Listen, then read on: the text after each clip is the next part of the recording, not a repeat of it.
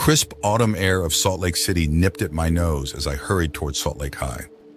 It was September 1st, 1927, and the early morning sun cast long shadows across the bustling campus. Everyone loves the first day of school, right? New year, new classes, new friends. It's a day full of potential and hope before all the dreary depressions of reality show up to ruin all the fun. But I wasn't like everyone else. I liked the first day of school for a different reason, though. You see, I have a sort of power.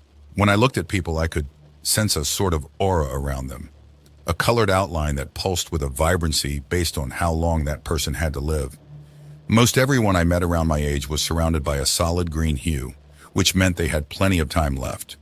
A fair amount of them had a yellow-orangish tinge to their auras, which tended to mean a car crash or some other tragedy. Anything that took people before their time, as they say. The real fun, the morbid thrill, came when the auras ventured into the red end of the spectrum. Now and again I'd see someone who's a walking stoplight. Those were the ones who got murdered or killed themselves. It's such a rush to see them and know their time is numbered. With that in mind, I always got to class very early so I could scout out my classmates' fates. Today was no different. I snuck into Mrs. Henderson's English class, the familiar scent of old books and floor polish washing over me. Sitting at my usual desk in the back corner, I waited, anticipation twisting in my gut. The first kid who walked in was a shy-looking boy with thick glasses. He radiated red. I chuckled to myself, too damn bad, bro. My morbid glee simmered down as more students filed in, each one casting a scarlet glow. A nervous girl who kept fidgeting with her hair, red. The stoic football captain with a cocky swagger, red.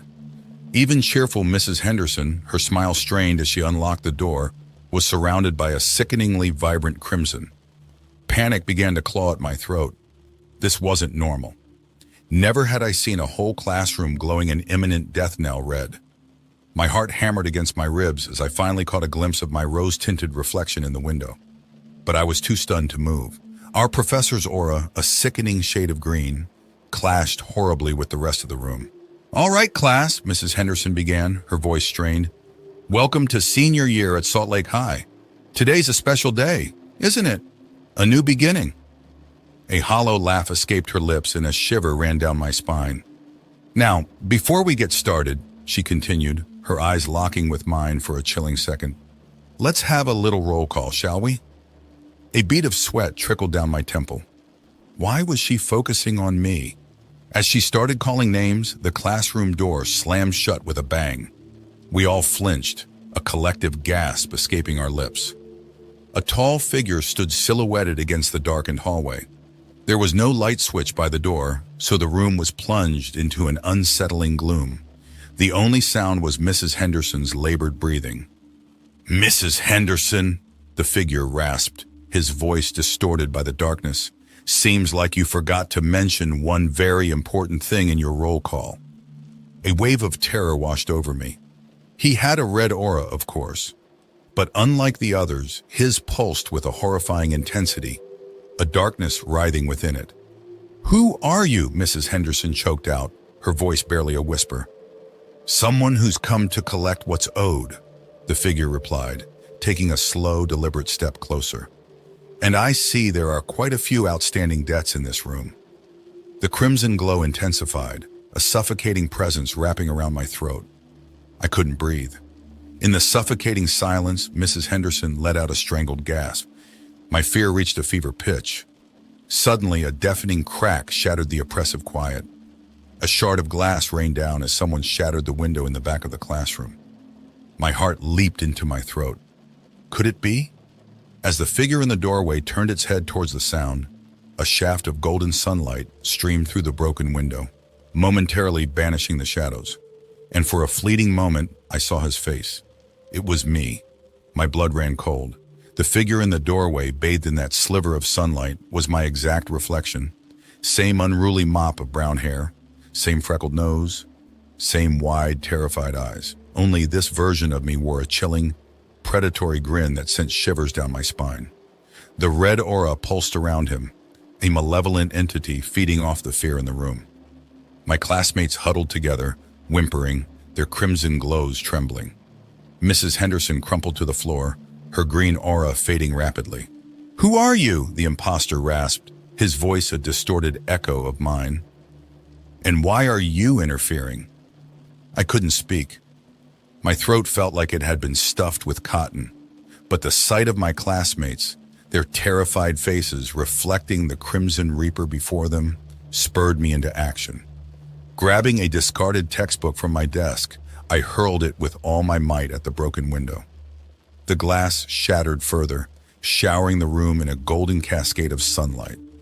The red aura around the imposter flickered, momentarily faltering. "Light!" I croaked, my voice barely audible above the gasps and whimpers. "Sunlight weakens it!" As if on cue, the first rays of the rising sun peeked over the horizon, bathing the classroom in a warm glow. The red aura around the imposter recoiled, a hiss escaping his lips. The students, sensing a sliver of hope, stirred slightly, their terrified eyes flickering between me and the monstrous reflection. "You think a little sunshine can stop me?" The imposter snarled, his voice laced with malice. "I am the darkness that lurks within you all.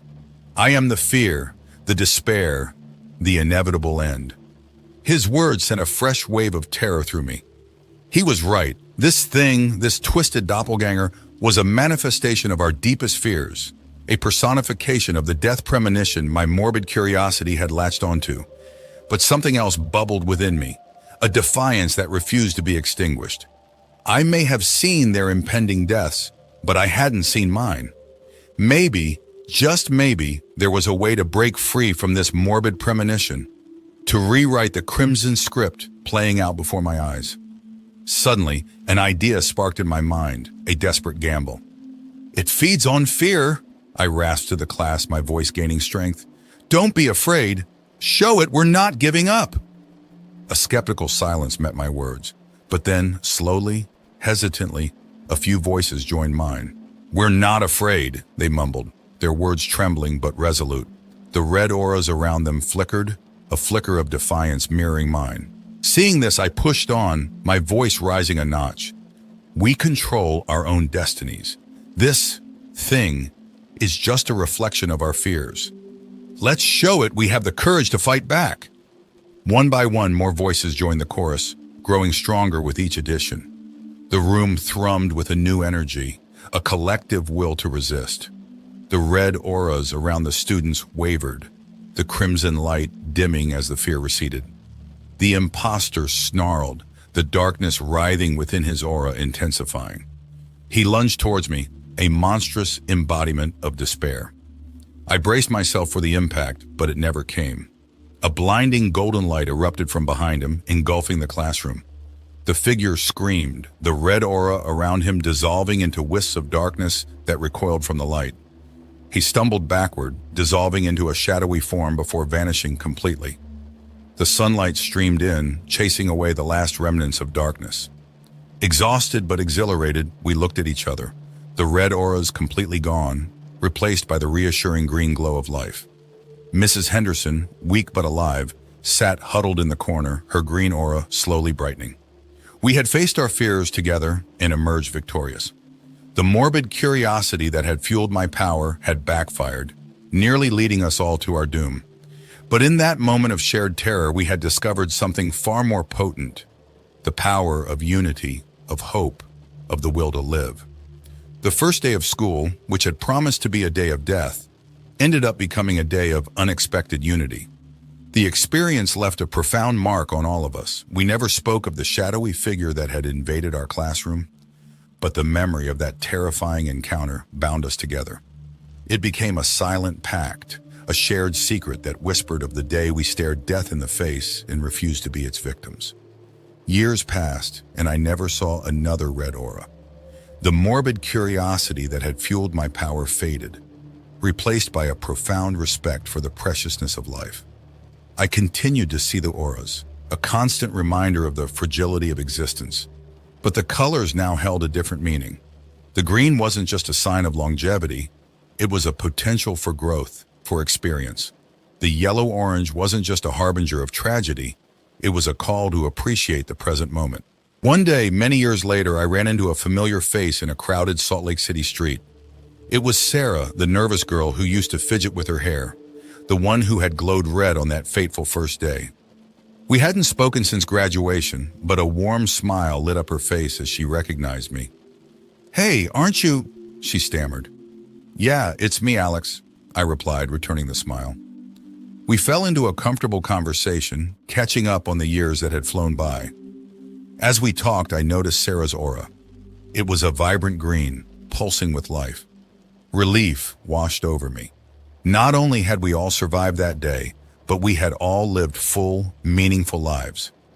As we parted ways, Sarah turned back and looked me in the eye. "You know," she said, "that first day of senior year was pretty crazy, right?" A shiver ran down my spine. "Yeah," I managed, a strained smile on my face. "Crazy?" We both knew exactly what she was referring to. The unspoken memory lingered between us, a reminder of the darkness we had faced and the light we had found together. Maybe the shadowy figure wasn't a figment of my imagination after all. Maybe it was a darkness that lurks within us all, waiting to be awakened by fear. But now I knew we also possessed the power to fight it, the power of courage, hope, and the unwavering belief that even in the face of darkness, there's always a chance for light to prevail.